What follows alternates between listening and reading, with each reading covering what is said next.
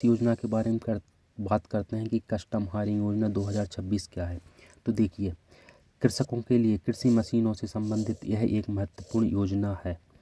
इस योजना के तहत यदि आप ट्रैक्टर और कृषि उपकरण खरीदना चाहते हैं तथा उन्हें किराए से चलाना चाहते हैं तो कस्टम हायरिंग योजना आपके लिए बहुत ही उपयोगी साबित हो सकती है। इस योजना के तहत सरकार आपको ट्रैक्टर और उससे संबंधित उपकरणों को खरीदने के लिए 40% की सब्सिडी प्रदान करती है, जो कि अधिकतम 10 लाख रुपए तक की हो सकती है। इसके बारे में हम आगे डिटेल से चर्चा करेंगे। अब देखिए, इस योजना से संबंधित कुछ महत्वपूर्ण तिथियों को नोट कर लीजिए। आप इस योजना के तहत आवेदन कर सकते हैं 7 अगस्त से 21 अगस्त 2026 तक। तो आप लास्ट डेट के पहले इस योजना के लिए आवेदन कर दीजिए। अब आवेदन करने के बाद 22 अगस्त दोपहर तक आपके आवेदनों की छँटनी की जाएगी। उसके बाद 22 अगस्त को शाम 5 बजे तक लॉटरी निकाली जाएगी और जिन किसानों का लॉटरी में नाम आएगा उनका इस योजना में चयन कर लिया जाएगा। इस योजना में लॉटरी में नाम आने के बाद आपको 24 और 25 अगस्त में आपको अपने डॉक्यूमेंट वेरीफाई करवाने होंगे सरकार द्वारा बताए गए केंद्रों पर जाकर। अब देखिए, अब यदि आप इस योजना में आवेदन करना चाहते हैं तो इसकी प्रक्रिया क्या रहेगी, इसके बारे में जानते हैं। देखिए, आप आवेदन ऑनलाइन माध्यम से कर सकते हैं, यह उसकी वेबसाइट है। आप खुद आवेदन कर सकते हैं या किसी एमपी ऑनलाइन के वाले के पास जाकर इस योजना के लिए आवेदन कर सकते हैं। आवेदन करने की प्रक्रिया में आपको एक बैंक ड्राफ्ट बनाना रहेगा, जिसकी राशि 10,000 रुपये प्रति व्यक्ति होगी। मान लीजिए यदि आप 2 व्यक्तियों के लिए आवेदन कर रहे हैं, आपके और आपके भाई के लिए, तो आपको 10-10 हज़ार रुपये का बैंक ड्राफ्ट आपके और आपके भाई के नाम पर बनाना पड़ेगा। अब देखिए, आप ये बैंक ड्राफ्ट किसके नाम पे बनवाएंगे। तो यहाँ पर देखिए, आप जिस संभाग में आते हैं, मान लीजिए आप भोपाल संभाग के अंतर्गत आते हैं, तो आप यह बैंक ड्राफ्ट सहायक कृषि यंत्री भोपाल के नाम पर बनवाएंगे। यदि आप नर्मदापुरम संभाग के अंतर आएंगे तो सहायक यंत्री नर्मदापुरम के नाम पर आपको यह बैंक ड्राफ्ट बनवानी है। यदि इस योजना में आपका नाम नहीं आता है तो आपका बैंक ड्राफ्ट आपको वापस हो जाएगा। नाम आने के बाद भी आपका बैंक ड्राफ्ट आपको वापस मिल जाएगा। इसके बारे में हम आगे चर्चा करेंगे। अब देखिए, इस योजना की पात्रता की शर्तें क्या हैं। तो यह देखिए, सबसे पहली पात्रता तो यही है कि आपको किसान होना चाहिए। दूसरा, आपकी उम्र 18 से 40 वर्ष के बीच होनी चाहिए। आपकी उम्र की गणना 1 अगस्त 2026 के अनुसार की जाएगी। मतलब 1 अगस्त 2026 तक आपकी उम्र 18 साल से ज़्यादा होनी चाहिए और 1 अगस्त 2026 तक आपकी उम्र 40 वर्ष से ज़्यादा नहीं होनी चाहिए। इस पे यहाँ पे एक और शर्त है कि आपको कम से कम 12वीं पास होना चाहिए। यदि आप 12वीं पास नहीं है तो इस योजना के लिए अप्लाई नहीं कर सकते हैं। तीसरी शर्त यह है कि सरकारी अर्ध सरकारी नौकरी में काम कर रहे कर्मचारियों के लिए यह योजना नहीं है। यदि आप किसी सरकारी अर्ध सरकारी नौकरी में है तो इसके लिए आवेदन नहीं कर सकते हैं। अब अन्य शर्तें देखते हैं। अब अन्य शर्तें भी काफ़ी महत्वपूर्ण। देखिए, एक गांव एक परिवार एक एचएससी। मतलब आप यदि एक्स गांव के रहने वाले हैं और एक्स गांव में पहले से सीएससी सेंटर खुला है तो आप आवेदन नहीं कर सकते। आपका आवेदन करेंगे तो रिजेक्ट हो जाएगा। परंतु यदि आपके गांव में सीएससी सेंटर 2017 के पहले खुला है तो आप इस योजना के लिए आवेदन कर सकते हैं। यदि 2017 के बाद सेंटर खुला है तो आप आवेदन नहीं कर सकते। अब एक परिवार एक एचएससी का मतलब क्या है। मतलब कि यदि आपके पिताजी के नाम पर पहले से एचएससी सेंटर खुला है तो आप उसके लिए आवेदन नहीं कर सकते हैं। इस चीज़ का विशेष ध्यान रखें। दूसरा, मान लीजिए आपके गांव एक्स में पहले से एचएससी सेंटर खुला है परंतु आपको इसके लिए आवेदन करना है। तो यहाँ पर एक शर्त है कि आपके नाम पर, स्वयं के नाम पर या अपने माता पिता के नाम पर ज़मीन किसी दूसरे गांव में होनी चाहिए जहां पर एचएससी सेंटर नहीं खुला है। मान लीजिए आपकी ज़मीन बाय गांव में है जहां सीएससी सेंटर नहीं है।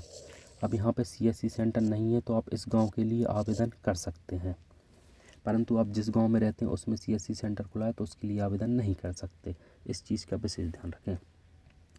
अब आपके गांव में CSC सेंटर है क्या नहीं, एक कैसे जांचें, तो यह आप अपने ज़िले के कृषि यंत्री विभाग में जाके पता कर सकते हैं, या ऑनलाइन वेबसाइट है उसके ज़रिए आप पता कर सकते हैं। इस वेबसाइट को आप गूगल पे खोलिए और आपको इसकी जानकारी मिल जाएगी। मैं आपको ये करके दिखाता हूँ, देखिए।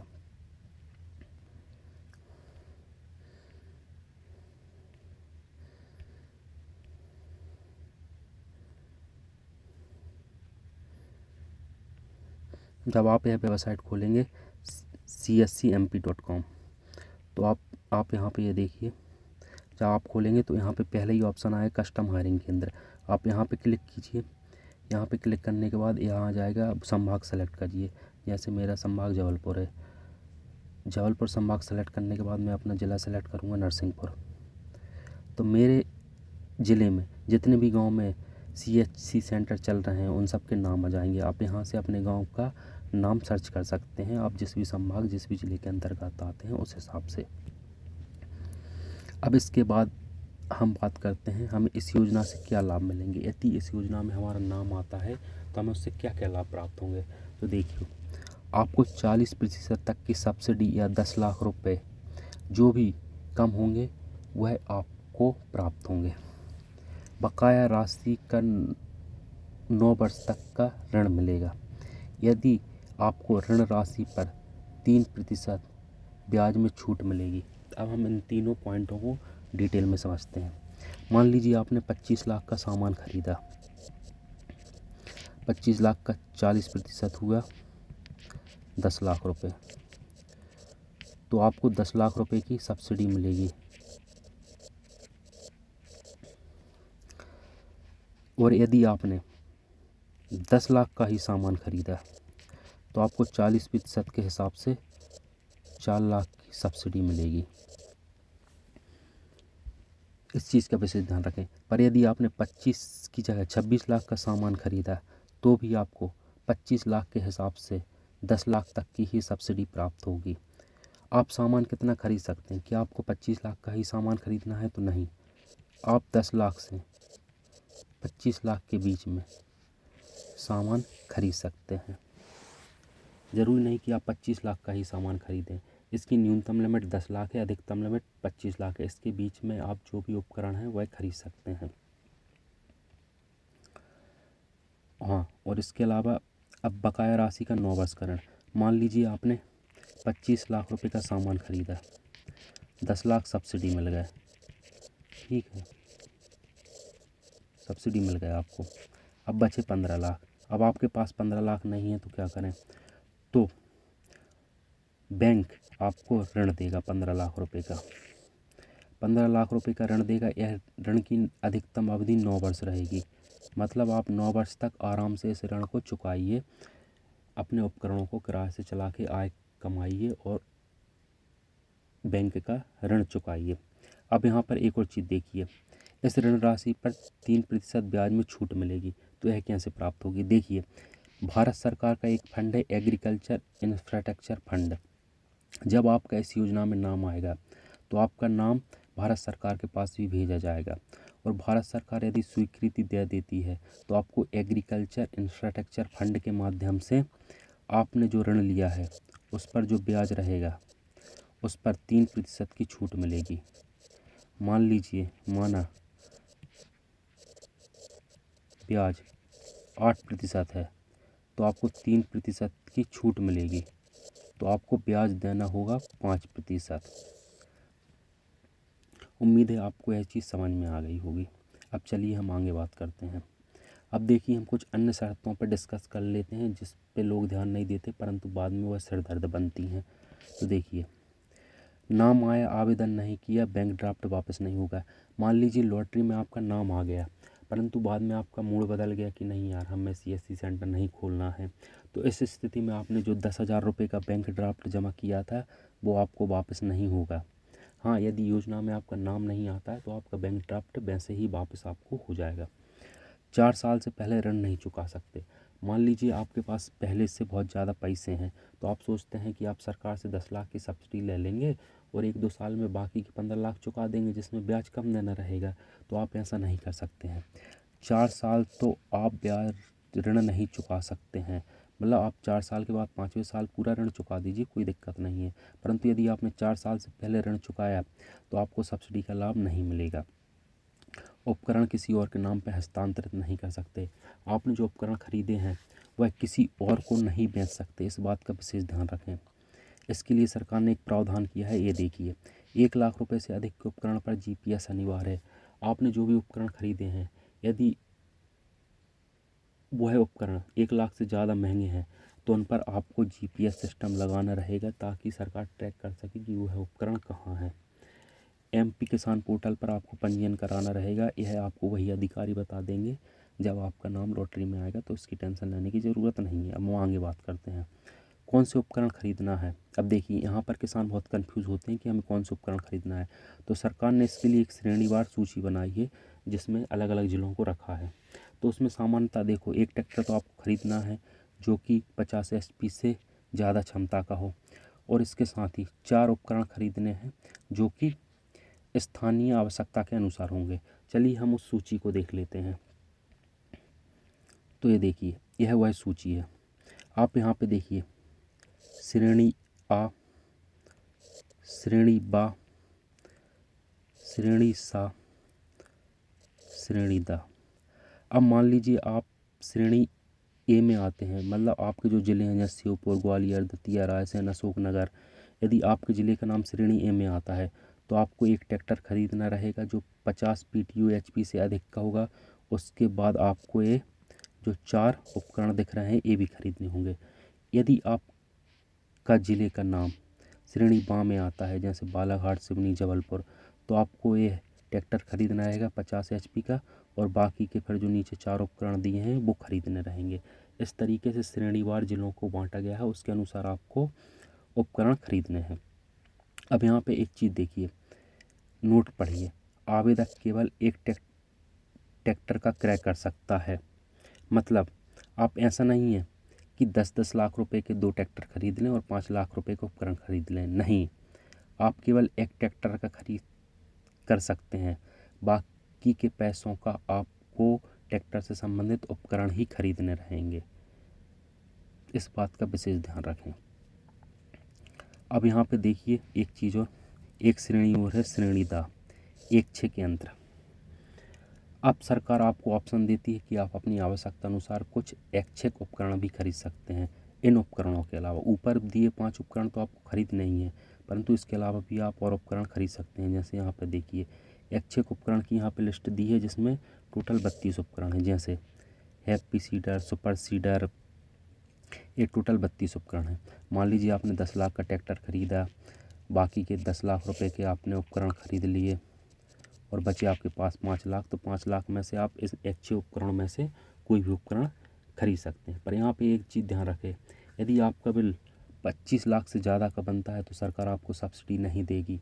आपको 25 लाख के अंदर रहते रहते ये सारे उपकरण खरीदने हैं। उम्मीद है आपको यहाँ तक मेरी बात समझ में आ गई होगी। अब हम आगे बात करते हैं। अब देखिए, मेरे कुछ व्यक्तिगत सुझाव हैं आपके लिए।